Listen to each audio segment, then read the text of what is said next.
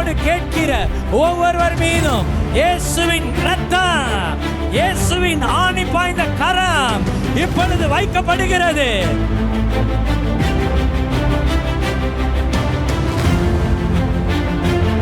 Out! Lucifer spirit. Join us for a powerful and life-transforming service as Pastor Nelson Jasper ministers healing and deliverance with the anointing of the Holy Spirit. Witness the miraculous power of God as chains of sickness and experience personal breakthrough.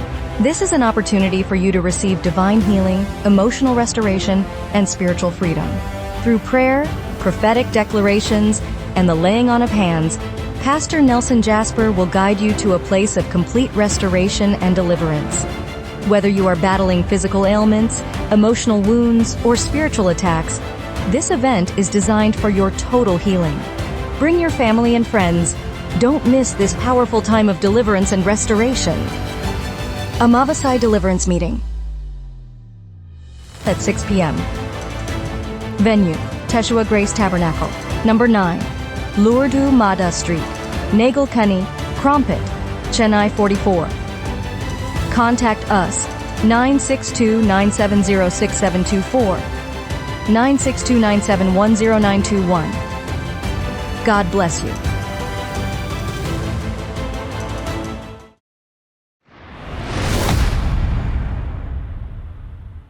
மந்திரவாதத்தில் பாதிக்கப்பட்டவர்களுடைய வீட்டில் என்ன நடக்கும் அப்படின்னு சொல்லி பார்த்தீங்கன்னா, பொருட்கள் சேதமாகும். பாருங்க, சில வீட்டில் கண்ணாடி பொருள் அப்பப்போ உளுந்து நொறுங்கிக்கிட்டே இருக்கும். என்னடா இது, எப்போ பார்த்தாலும் வெள்ளிக்கிழமை ஆச்சுன்னா சனிக்கிழமை ஆச்சுன்னா கண்ணாடி பொருளை உழுவுது, செவ்வாய்க்கிழமை ஆச்சுன்னா கண்ணாடி பொருள் உழுவுது. சிலர் வந்து சொல்லுவாங்க, செவ்வாய்க்கிழமை தான் பாஸ்டர், வெள்ளிக்கிழமை தான் பாஸ்டர், சனிக்கிழமை தான் பாஸ்டர் கண்ணாடியாக விழுந்து நொறுங்கிட்டு இருக்கு, எல்லாம் கண்ணாடி பொருளாக நொறுங்குது சொல்லுவாங்க. அவங்க மேலே கையை வச்சா நான் தான் அப்படின்னும், நீ தானா என்ன பண்ணுற, நான் தான் கண்ணாடி பொருள்லாம் நொறுக்கிட்டு இருக்கேன், நீ யாரு, நான் ஒரு ஏவல் ஆவி அப்படின்னும். சில ஏவல் ஆவிகள் கண்ணாடி பொருட்களை நொறுக்கும். அப்புறம் வந்து பார்த்திங்கன்னா, சில ஏவல் ஆவிகள் என்ன பண்ணும் அப்படின்னா, எலக்ட்ரானிக் பொருட்கள், அதாவது அந்த வீட்டில் காரணம் இல்லாமல் ஃப்ரிட்ஜ் ரிப்பேர் ஆகும், காரணம் இல்லாமல் மோட்டார் ரிப்பேர் ஆகும், காரணம் இல்லாமல் வாஷிங் மிஷின் ரிப்பேர் ஆகும், காரணம் இல்லாமல் ஏசி ரிப்பேர் ஆகும். ஒன்று ரிப்பேர் ஆகாது, ஒன்றா ரிப்பேர் ஆகிட்டு இருக்கும். அப்போ இப்படி பொருட்கள் சேதம் ஒரு வீட்டில் வந்துச்சு அப்படின்னா இது பில்லி சூனியத்திற்கு அறிகுறியாய் இருக்கிறது.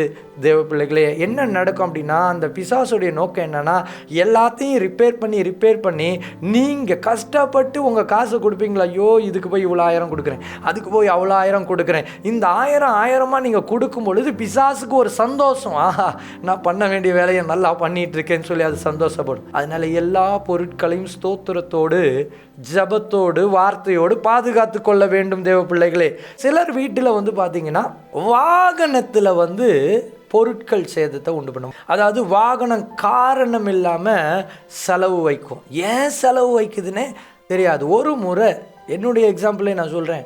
ஒரு முறை ஒரு கூட்டத்திற்கு போய் பேய்கள் எல்லாம் துரத்தி விட்டு எல்லாம் முடித்து வந்த பிறகு நைட்டு எனக்கு வந்து என்ன சொப்பனம்னா, எறும்பு சொப்பனம் வந்தது. இது என்னப்பா இது எறும்பு சொப்பனமாக வருதுன்னு சொல்லி, சரி ஓகே விடு அப்படின்னு சொல்லிட்டு நான் என்ன பண்ணிட்டேன், குவைட்டாக நான் இருந்தேன். அடுத்த நாள் என் காரில் போய் உக்காந்து அந்த விண்டோ இறக்குற அந்த குறிப்பிட்ட அந்த சுவிட்சை நான் பார்த்தேன் பாருங்கள், அதுலேருந்து கொத்தா எறும்பு வருது.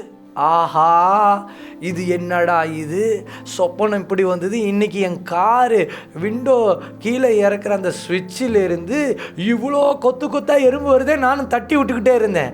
2 நாளில் அந்த சுவிட்சே கெட்டே போயிடுச்சு. கெட்டு போன பிறகு நான் சர்வீஸ் சென்டரில் போய் கொடுக்குறேன், அதுக்கு எத்தனையோ 1000 வாங்கிட்டான்.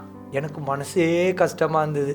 இப்போ நான் ஜோம் பண்ணேன், ஆண்டவர் என்ன ஆண்டவர் சொன்னார், ஏய் நான் தான் சொப்பனத்தில் உனக்கு வெளிப்படுத்தினேன், நீ அந்த கூட்டம் முடிஞ்சு வந்தோடனே அதை கட்டி ஜெபிச்சியா, அதை நிர்மூலப்படுத்தி ஜெபிச்சியா, அப்படியே கூட்டத்தை முடிச்சுட்டு வந்து அப்படியே சும்மா ஜெபிச்சுட்டு படுத்துட்டேன், அதனால தான் இந்த பொருள் போயிடுச்சுனார்.